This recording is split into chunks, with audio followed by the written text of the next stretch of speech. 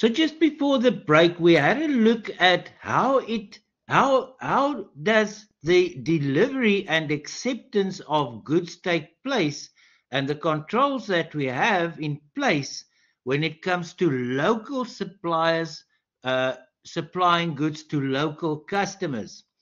Now, where it becomes a little bit more complicated is when you have international trading, and I'm going to illustrate it to you soon. I've drawn up a little PowerPoint slideshow that we are going to be discussing. But the thing is here, ladies and gentlemen, that if you are ordering goods from a supplier locally, let's say your business is in Wellington and you order supplies from a supplier in, let's say, Worcester, right? Then there are two ways in which you can get your goods. Either you can go to Worcester, to the supplier's premises, to their dispatch area of the warehouse, and you can go and fetch the goods, right? So then the transfer of ownership or the transfer of the risks and rewards happen on their premises. Or that supplier can deliver it from Worcester to your premises in Wellington, in which case the ownership, the risks and rewards of ownership transfer there.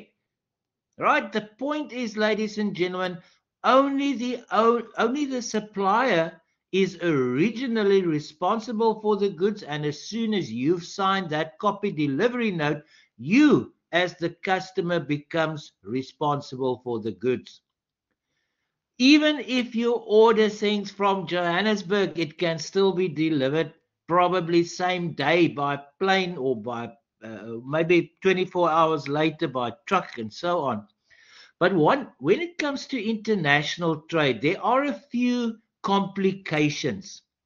First of all, there is normally a second party between the customer and the supplier.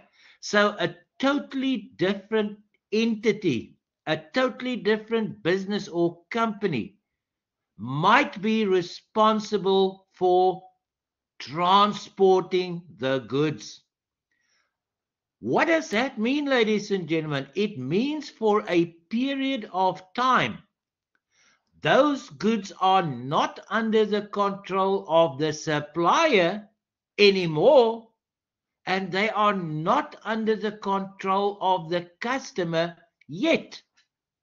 There's that in between period, right? That is a complication. And that is where these INCO terms, international commercial terms, that I have analyzed and given you in the notes, it's also in your textbook. That's where it comes from, to address that kind of situation. What we must also take into account is that it may take a long time for goods from the moment that it is dispatched by the supplier until it reaches the customer. Let me give you, or let me ask you a few questions here.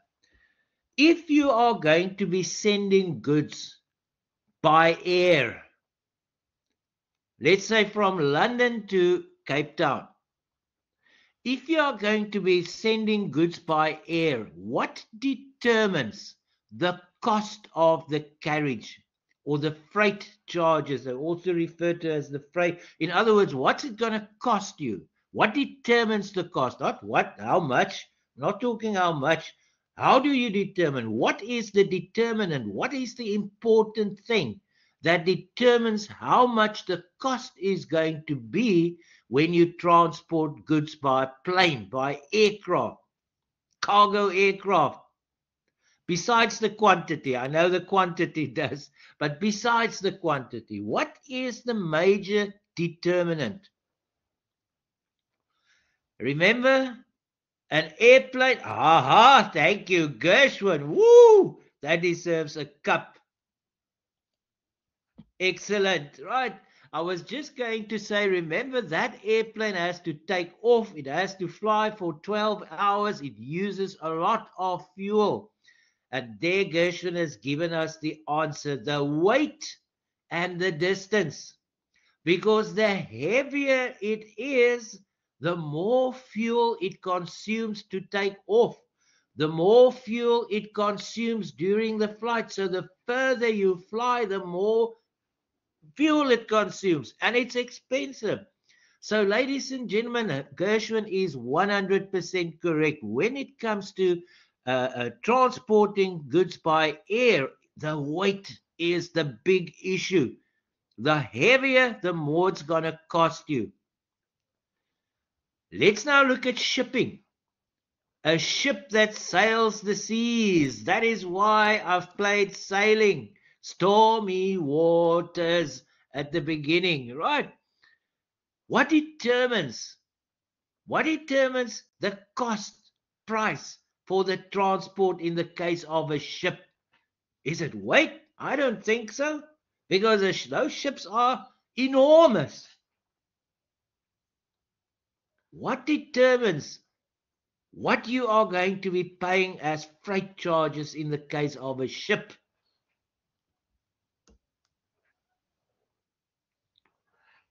The distance will be one, but there's something that plays an even bigger role.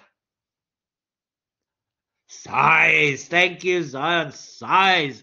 In other words, the space that it takes. So when it comes to a ship, the weight doesn't really matter, but what matters is how much space does it take? How many containers are you using on that ship? So the more space you use, the more the shipping charges or freight is going to cost you, right? Now, the point there is, ladies and gentlemen, that it is a heck of a lot cheaper to send stuff by ship than it is to send stuff by air. That is a fact of life. Ladies and gentlemen, you can imagine, I'm going to give you an extreme example, but it's true, an extreme example. Oil.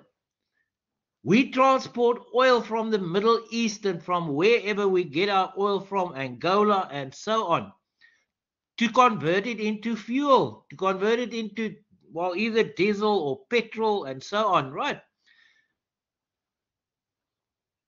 That oil is darn heavy. Okay. In fact, if you had to transport that oil by air, your fuel price will be 10,000 times more than the fuel price now. So you won't be paying, let's say, 10 rand a liter. You'll be paying 100,000 rands a liter for petrol, right? So to fill up your car is going to cost you just over R1 million, almost 2 million rands, depending on your tank size. Right, just once I filled it up, there's 2 million gone. So, ladies and gentlemen, it is totally impractical, almost impossible to transport heavy stuff by air. So that is why 95% of all goods in the world, when it comes to international trade, are transported by ship. So now we know it's transported by ship, mostly 95%. Now a ship takes a heck of a long time to travel long distances. If you are going to travel by ship from Cape Town to Southampton in the south of London, it's going to take you almost 10 days. It's going to take you at least 10 days. That is, if there's no storm at sea. Stormy waters, we've just played that, right? So if everything goes fine, you can reach that destination in 10 days. But if there's a storm at sea, what do the ships do? They find a safe harbor halfway or quarter of the way. St. Helena, some island, Ceylon or wherever. Not Ceylon, Ceylon I think is also in the Atlantic Ocean. Although maybe not, I'm not sure. But anyway, they will rather, instead of sitting there in a hurricane and possibly getting damaged and maybe losing some of their cargo, they'll go and find safety in a harbor, and there they might have to sit the storm out. They might have to spend 3 or 4 or 5 days or maybe a week in that harbor before they can continue their voyage. So now we're already talking maybe 17 days before it reaches its destination that it's on the ship.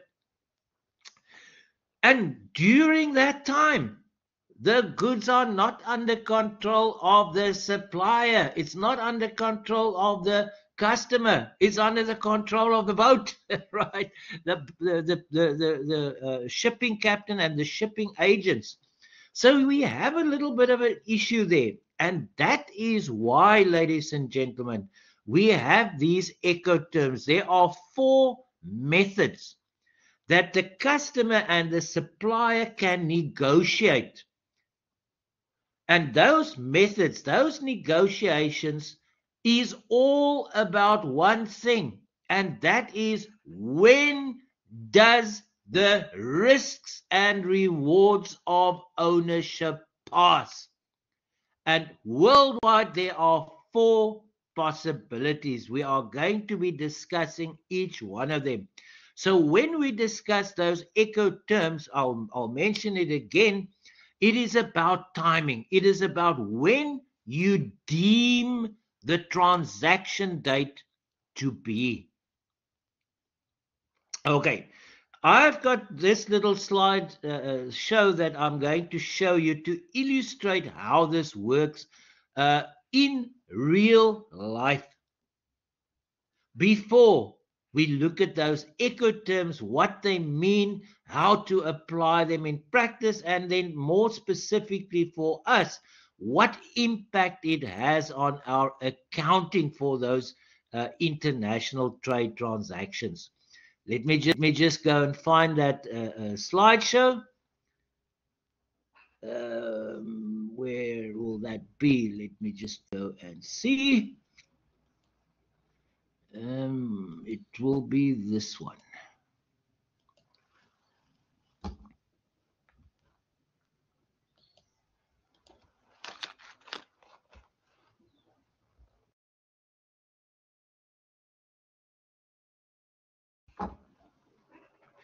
Okay, I've got some pictures here, ladies and gentlemen. This is really, truly the way international trade works. In front of you, there's a typical shipping container. From a typical, in fact, one of the largest shipping companies in the world called Maersk Sealand. It's a Scandinavian company, one of the biggest in the whole world, Maersk Sealand. If you drive on the N1 coming from Wellington or Paarl and you drive to Cape Town, about probably 5 or 6, 7 kilometers before you get to Cape Town, on the left-hand side of the rail track as well as the N1, you'll see there are literally thousands of these containers standing there, just ready to be packed and to be loaded. So the ships only, they don't accept loose cargo, right? They don't accept 50 loose shirts. If you are exporting shirts, 50 shirts, they don't if you are exporting, let's say, motorcycles, 500 motorcycles, you can't just drive those motorcycles on board the ship. Everything that is on board the ship must be packed in containers. Individuals can actually buy these containers and rent it out to those shipping companies, but that's a story for a different day. So the point is, the supplier must, once the supplier has accepted the order from the customer and the transaction has now been officially entered into, the supplier must go and pack all of, well, they'll first pack it in boxes, right? So if it's like 10,000 shirts, they'll first pack the shirts in maybe 1,000, no, not 1,000, let's say in 200 boxes of 5,000, if my math is correct, of 5,000 shirts each. So they'll first pack it in boxes, and then they'll pack those boxes in those shipping containers, right? So that is literally a picture of a shipping container that is now rented by the supplier, and they can now pack in all their boxes of goods that they are going to be sending to their customers somewhere else. And those containers are quite big. I'm not exactly sure what the dimensions are, but if a person, a normal adult person, stands next to it, the person's head will probably reach about 2/3 to 3/4 of the height, right? So it's a heck of a lot taller than a person. So let's say a normal person is more or less 6 foot. Oh, what is that in meters now? I'll think just now. Let's say a normal person is about 6 foot. Then that container must be about 10 feet high. Let me try and convert that to meters. So let's say, okay, this is now a very tall person, not a normal person. Let's say this person is 2 meters tall.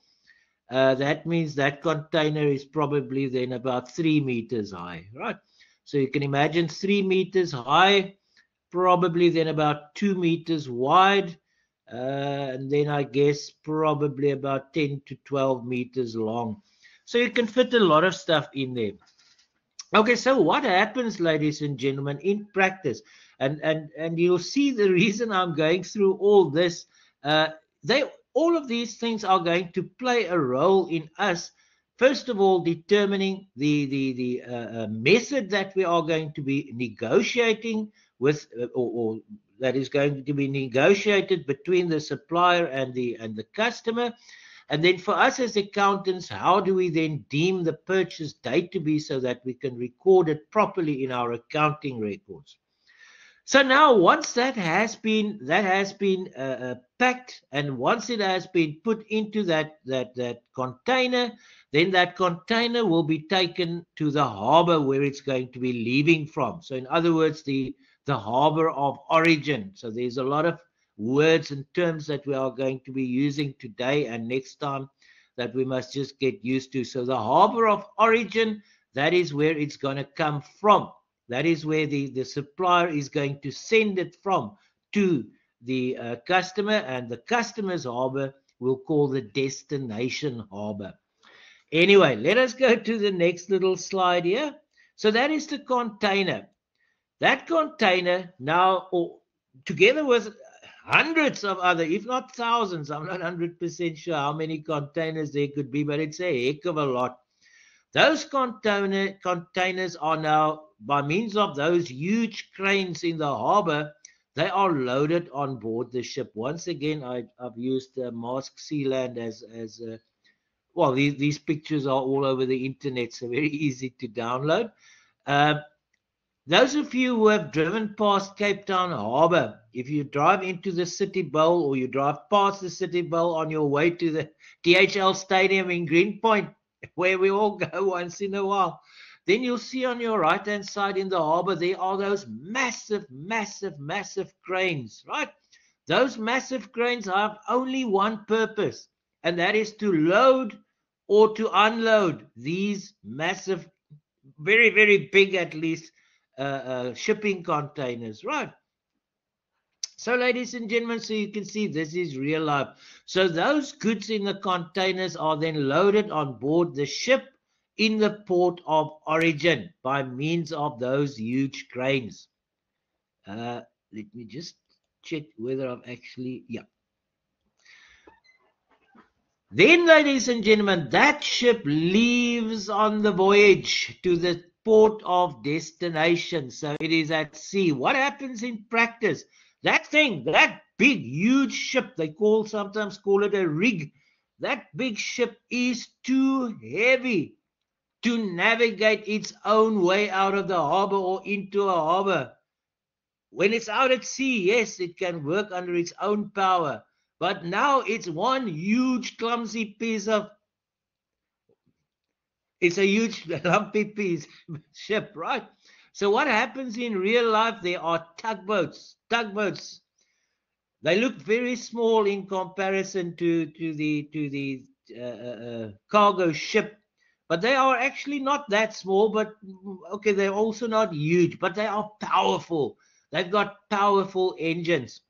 So what will happen? One or two or maybe even three tugboats will hook that ship and pull that ship out of the harbor, right? And once that ship is out of the harbor and it cannot do damage, then it starts up its own engines and on its own power, it takes the voyage to wherever the port of destination is. Right, so now the ship is at sea. We are sailing. We are sailing. Stormy water. Okay, you get the idea. Sailing on the ocean for a few weeks, ladies and gentlemen, depending from where to where it goes. If it's from Tokyo to Durban, it takes long. If it's from Southampton to Cape Town, it takes long. If it's from let's say from Canberra to Los Angeles, it takes long. It takes a heck of a lot of time. Let me just see. I heard a ping. Oh, thank you, Gershwin. Yeah, I won't make it as an opera singer. I've got no future in that. I know. Right, so it's now on the ocean, ladies and gentlemen. It sails for a while until hopefully there's no storm, there's no delays, and then it reaches eventually its port of destination. And then when it reaches the port, it remains outside of the port. It's now at the port, but it's not in the harbor yet. You may have noticed, ladies and gentlemen, once again, if you are in Cape Town and maybe you're looking at this panoramic view from Table Mountain, you'll see there are quite a number of ships lying outside of the actual harbor. They're waiting their turn. Not all the ships can be helped at the same time. So they are waiting their turn, and once their turn come, what happens? These little, not little, they're not that little, they just look little compared to the ship. These tugboats go out and go and fetch the ship. So they, one or two or three tugboats, hook that ship again. I know I'm using the same picture, but this is just to prove a point. Now it pulls it into the harbor, not out of the harbor. It pulls it into the harbor. Once again, that ship is too clumsy and too heavy to navigate in the small waters of the harbor. So the ship had arrived initially at the port of destination. Remember all these terms, we're going to talk about them individually. So it has arrived at the port. Now it awaits its turn, and eventually when its turn comes, it is pulled into the harbor by one or more tugboats. And they then carefully, cautiously dock the ship properly next to the harbor. I don't think you can actually see it in the photo, but right at the prow, the prow is the front part of that little tugboat. That is rubber. It's almost like a big fat rubber tire that is at the front. Why is there a big fat rubber tire? It is because, ladies and gentlemen, once that ship is close to shore, it's almost, well, it is now in the harbor, but it's not quite next to the wall. Those little tugboats pushes it, prods it with the nose, like a cat or a dog that prods you with the nose. It prods it, it steers it. This sounds ridiculous, but this is how it happens. So they prod it softly with those rubber so that it doesn't make dents in any of it, doesn't damage the ship or the tugboat itself, until it is neatly next to the wall, and then they anchor it. They tie the ship to posts that it can't then move away from the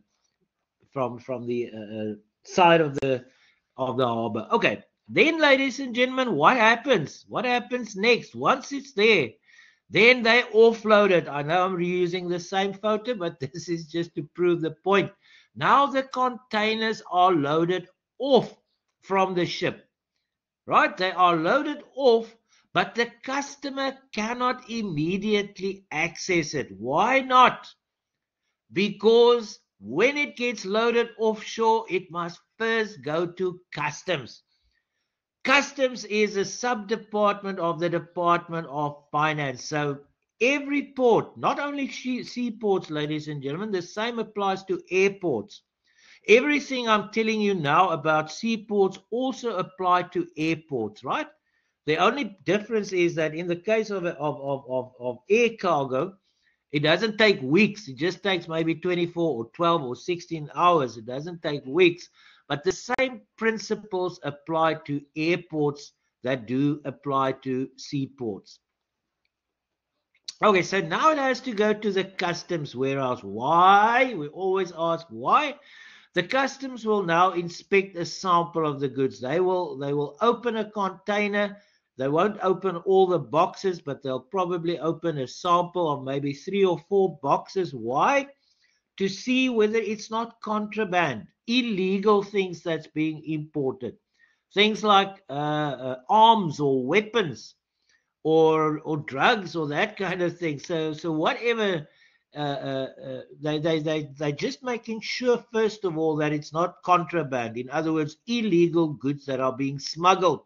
That's the word I was looking for. That's being smuggled in. And then, secondly, once they see what kind of goods there is, what else do they do? What else do they do? Now, this is not tongue in cheek, but it is funny. What else do they do? Pablo Escobar. Thank you, Gershwin. Yeah, make sure that Pablo Escobar wasn't the exporter, right? We all know what comes from there. The second thing, ladies and gentlemen, if it's electronics or whatever it is, motor vehicles and so on, then they slap a tax on it. Okay, we call it import duties. The current American president in the current administration calls it tariffs. Same thing, tariffs are basically import duties. So they slap a tax on it, right? And you all know from Financial Accounting 1 that if the business is registered for VAT, there's also VAT sometimes involved, but the VAT you can claim back. Normally, the tariffs or the import taxes you can't claim back, right? There are exceptions to the rule, but I can tell you by default, always accept that the import duties or tariffs cannot be claimed back from the Department of Finance like you do with value-added tax, for instance. Okay. Then, ladies and gentlemen, once that tax, the import duties have been paid, then the customer can eventually, at last, access their goods. So now they can charter one of those things, I think they call it a donkey or something that you can load a container on. I've also got a photo of that. That's my last one. So they charter, I think they call this a donkey or a horse. I said, a horse, not a donkey. Sorry, a horse. Very close. Equine in any case. So they say they charter a horse. A horse is basically this vehicle, but with a flat bed. And then with those cranes, they load this huge container on that flat bed. And and it looks like a truck then, right? But it's really just a horse and carriage. And then you transport it to your premises. So now our container with those goods that we have ordered that has now arrived is now transported from the harbor to our business. And we all know from PPE that transport is a directly attributable cost. I don't know why I'm saying that now, but it is important to remember. We did do a PPE very recently, so we know that getting those goods, it's a necessary cost, and it plays a significant role in the location of the goods. So the same with inventory. The same applies to inventory. That same definition of directly attributable cost, we also find that in IAS 2, which you did in Financial Accounting 1. IAS 2 is titled inventory. So we know inventories has got the same rules when it comes to directly attributable costs. I think you probably just called it transport inwards or carriage inwards, but in effect, it is a directly attributable cost. So we are going to do many questions on this, and very often you'll find that they will tell you they've also now incurred a cost of, let's say, 15,000 rands to transfer the goods from the harbor, from the customs warehouse to their premises. And then we should know if we are using the perpetual inventory system, that should be recognized and capitalized as part of the cost of the inventory. So now we're getting back to inventory. Okay, ladies and gentlemen, so that's the way it works. That's the way it works. Just one more minute. I know that you've got stats in a little while. Just one more minute. Now we are going to next time. I just want to show you briefly a little discussion document that I've got. If I can find it, I call it my whiteboard, my Forex whiteboard. We can change it as we go along. I've left it in Word. It's autosave is on. So we're just going to use this as a discussion document next time. So now, ladies and gentlemen, what makes this tricky? How are we going to determine what is the transaction date? Is it the date when we ordered the goods? Maybe, maybe not. Who knows? We'll have to find out. Is it the date that the supplier loads the goods in the container? Maybe, maybe not. We'll have to discuss that. Is it as soon as the goods are loaded onto the ship? Technically, the Ecoterms refer to it as crossing the rails. The rails being the rails. Everyone who saw Titanic, the movie, knows that a ship has got rails. So very often they talk about the unloading and the offloading process as crossing the rails. So as soon as it crosses the rails, if it is loaded on board the ship, is that the transaction date? Maybe, maybe not. We'll discuss that. Or maybe when that ship reaches the port of destination, maybe that should be the transaction date. This is now like 7 or 8 or 10 or 12 or 20 days later. The exchange rate is now like vastly different from 2 weeks ago. Totally different, right? The rand may have gained strength. The rand may have lost value. Who knows? We'll see. We'll have to find out. Or maybe, ladies and gentlemen, only when the goods are loaded off, crossing the rails again. Maybe then it is the transaction date. Maybe then the ownership passes. Or maybe it's only when the customs release it. So you see, there are many, many things that we need to discuss. And we are going to discuss them next time. Thankfully, we have the Ecoterms, and all those possibilities that I've just mentioned has been reduced to 4. Only 4. Free on board, carriage insurance freight, delivered at terminal, delivered duty paid. We'll talk about those dates next time, as well as those methods. And then we are going to look at some of those exercises from your question bank. I definitely am, but I pray that you will have just as much fun. It's a heck of a nice topic, and I'm sure you will enjoy it. Thank you so much for attending. Have a lovely rest of the day and the weekend. We'll speak again then on Tuesday. Bye-bye.